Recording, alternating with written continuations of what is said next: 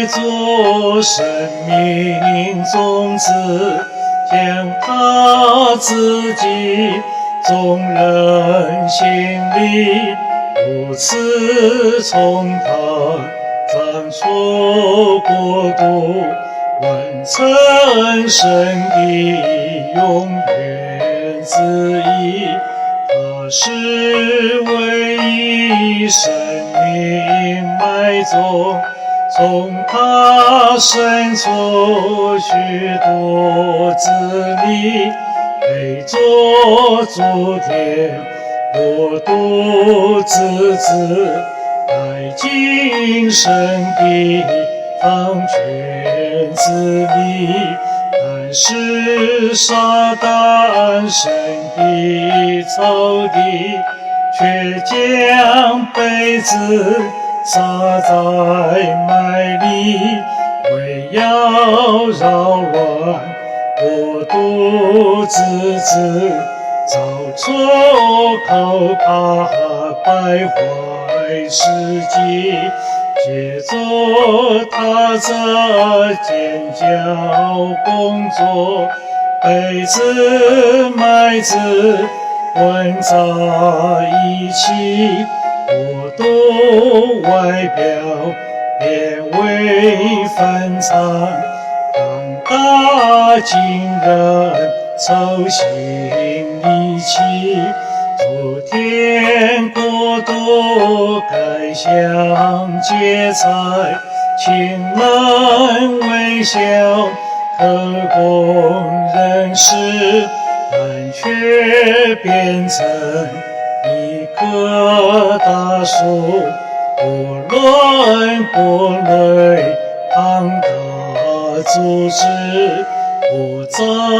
能做生人事物，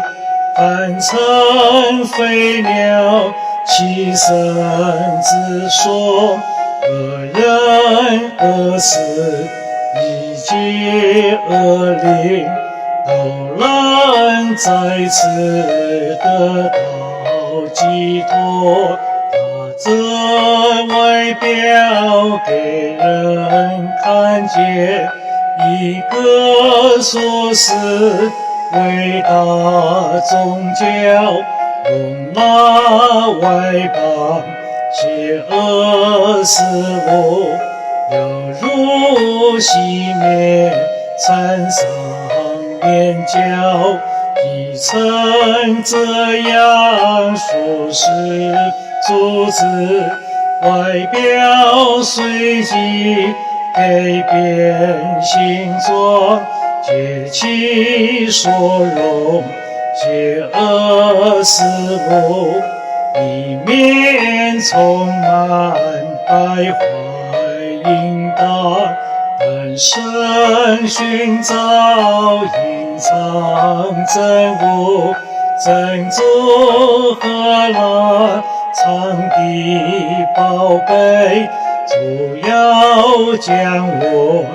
全然变化，如同珍宝一样宝贵。因此庞大极多交国，因此国度说是外表，却有国度丰满事迹，具有极多和神相貌。主使我脱离被子，救我脱离宗教大树，从我出去左右面角，使我向你纯洁不说。求借生命变化